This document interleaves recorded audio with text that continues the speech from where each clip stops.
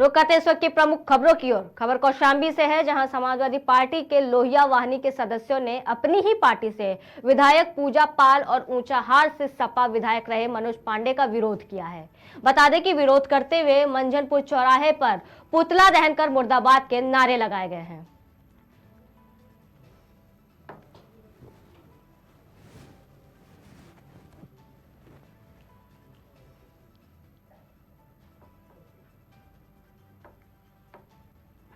का चुनाव हो रहा है, जैसा कि आप लोग जान रहे हैं। तो समाजवादी पार्टी के कुछ विधायक हैं, जिनमें से मनोज पांडे जी पूर्व कैबिनेट मंत्री हैं, और हमारे चाइल्ड विधानसभा की जो समाजवादी पार्टी की विधायक पूजा पाल जी हैं। आज उन्होंने पार्टी के साथ गद्दारी की है।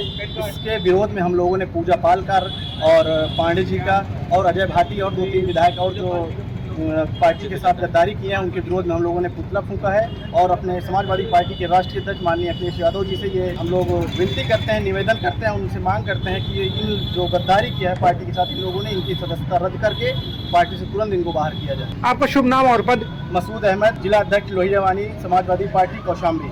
का चुनाव हो रहा है, जैसा कि आप लोग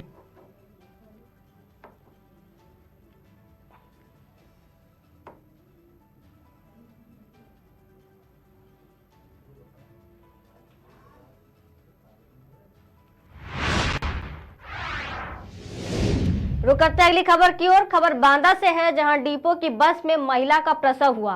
बता दें कि गर्भवती महिला माटौंद कस्बे से बैठी थी, जिसमें महिला को अस्पताल ले जाते समय बीच रास्ते में महिला का प्रसव हुआ। वहीं महिला ने मासूम बच्ची को जन्म दिया।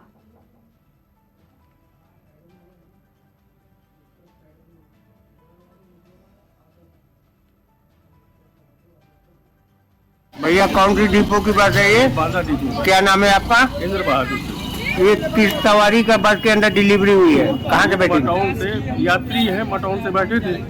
अब हमको ये मालूम नहीं था कि ट्रेन होने वाली है। अरे हम दूसरा कुछ उपाय करते।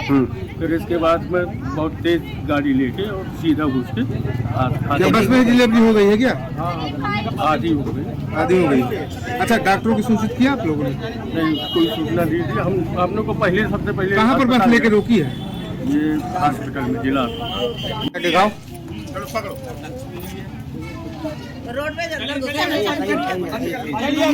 भैया कौन सी डिपो की बस है ये?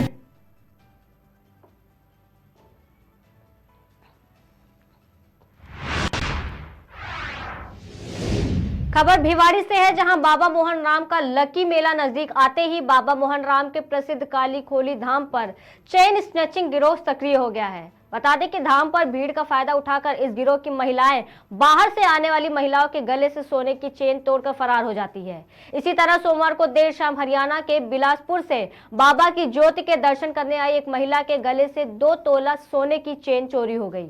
इसको लेकर महिला के बेटे ने भिवाड़ी थाने में मामला दर्ज करवाया है। आपको बता दें कि पुलिस मंदिर में लगे सीसीटीवी फुटेज के आधार पर महिला की तलाश में जुटी हुई है।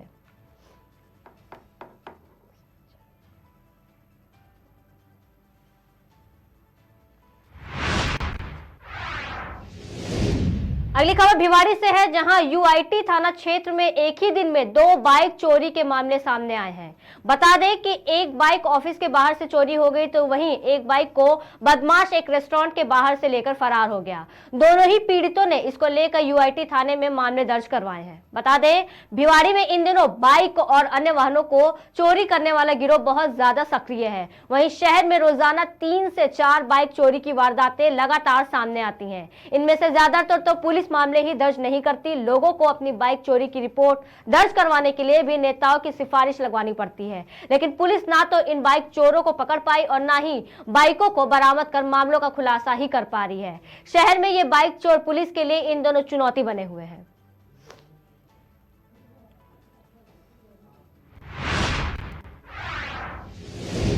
खबर झांसी से है, जहां भारतीय पुलिस सेवा के पूर्व पुलिस महानिदेशक महेंद्र मोदी का संघर्ष सेवा समिति कार्यालय आगमन हुआ।